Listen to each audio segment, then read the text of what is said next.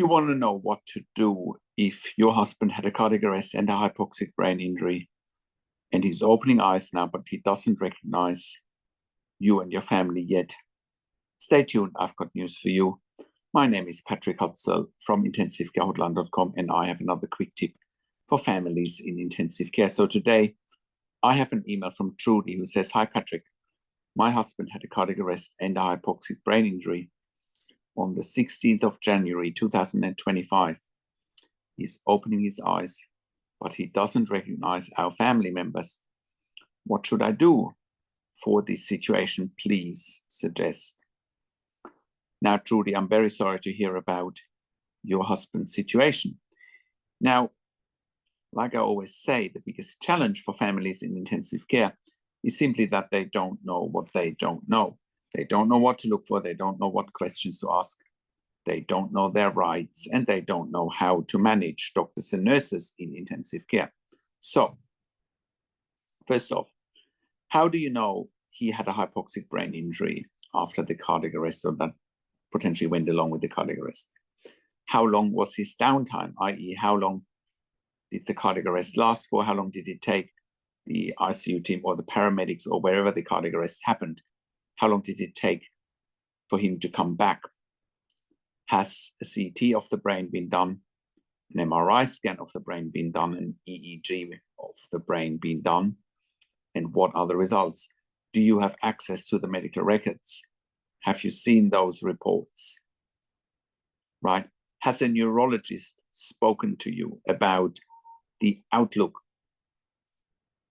Is he having seizures? Has he had the right treatment from the start, i.e., was he in cooling therapy? Most patients after cardiac arrest should be going into cooling therapy for a 24 to a 48-hour period to protect the brain and other vital organs. Also, if he's only opening his eyes, but he doesn't recognize anyone, I would imagine he might still be at least having a tracheostomy, or he might be having a tracheostomy and being ventilated. It's unlikely that he's having a stable airway if he's not waking up properly. So other questions are, is he off all sedation and all opiates? Right? Is he off the propofol, off the midazolam / Versed, off the Precedex? Is he off the morphine? Is he off the fentanyl? Is he still on some anti-seizure medication such as phenytoin or Keppra? Right? Because they also have a mild sedative effect. Next question, has he been stimulated? I.e., has he been mobilized? Is he getting out of bed? Is he having showers? Is he sitting in a chair? Just because he's not alert and awake doesn't mean he can't be getting mobilized. How is he going to get alert and awake if he's not getting mobilized and stimulated? Think about that. It would only be logical to get him out of bed and stimulate him. How is his brain about to connect all the dots again if he's lying in bed all day? Now, I can tell you from my extensive critical care nursing experience that the only contraindications to not mobilize a patient in ICU is if they're unstable hemodynamically, if their blood pressure, heart rate is unstable, or if they're having fractures and await surgery.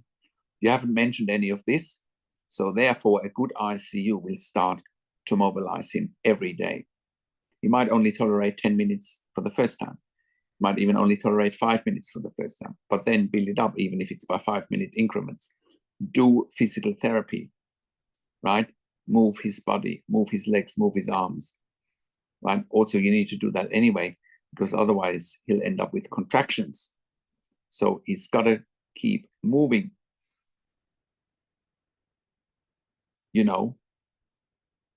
Also, are you playing his favorite music? Are you potentially playing his favorite TV shows? Whatever the case may be, are you having him surrounded with pictures of your family? Whatever could stimulate him. It's important that you get some familiarity around him. And talking about familiarity, have you considered taking him home? I don't know all the details. It's a very short email that you've sent, but could he go home with a service like intensive care at home? And you can find more information at intensivecareathome.com, right? Have you spoken to a neurologist about his long-term prognosis? What does your husband want? Have you ever discussed a situation like this with him? What would he want if he could make up his own mind? Depending on what the doctors and nurses are telling you, you need to consider a second opinion as well, right? And that leads me to you getting access to the medical records. So we can have a look at the medical records and give you a prognosis and an opinion as well, right? Also, you may need to consider long-term care if your husband isn't waking up. But, it's too early to say that. 2 months, it's not even 2 months, is not long enough. Plenty of patients have improved after 6 months, 12 months. Unfortunately, it may take time, and you may just need to give it time. But in the meantime, getting him out of bed, getting him moving is all very, very important. You've got to do that. Otherwise, he's definitely not going to make any progress from my extensive experience. It's like training for a marathon. You can only train for a marathon by actually doing the running, and it's the same with getting better after potentially hypoxic brain injury. You got to train the body again. It's not going to wake up and getting more alert by lying in bed all day. Imagine someone would tie you to a bed for weeks or months on end. Whilst being healthy, your brain would become foggy. Now imagine someone had a hypoxic brain injury. The earlier you can start the recovery process, the mobilization, the higher the chances are your husband will improve again, right? If he's not improving, is he a candidate for neurology rehab, right? The question here is this. Can he go to neurology rehab with a ventilator and a tracheostomy? And that's very difficult. Those places are difficult to find. So therefore, that's why they need to start in the hospital right now. Wherever he is, they need to start with his rehabilitation. You need to push for that. And that's where we help, with our consulting and advocacy. We get results for our clients. We get outcomes for our clients. I have worked in critical care nursing for 25 years in 3 different countries, where I worked as a nurse manager for over 5 years in critical care. And I've been consulting and advocating for families in intensive care since 2013 here at intensivecarehotline.com. And I can very confidently say that we have saved many lives for our clients in intensive care with our consulting and advocacy. And you can verify that on our testimonial section at intensivecarehotline.com, where you can see what our clients say. And you can also verify it on our intensivecarehotline.com podcast section, where we have done client interviews who verify that we have saved their loved ones' lives with our insights, with our consulting and advocacy, and with our insider knowledge of intensive care. And our advice and my advice is absolutely life-changing, as is documented. Like I just said, it's absolutely life-changing. And that's why you can join a growing number of members and clients that we have helped to improve their lives instantly over the years, so that you can make informed decisions, have peace of mind, control, power, influence, making sure your loved one gets best care and treatment always. And that's why I do one-on-one consulting and advocacy over the phone, Zoom, Skype, WhatsApp, whichever medium works best for you. And I talk to you and your families directly. I handhold you through this once-in-a-lifetime situation that you simply cannot afford to get wrong. And that's why I also talk to doctors and nurses directly on your behalf or with you, or I set you up with the right questions to ask. But it's much better if I talk to them with you on the phone or on Zoom.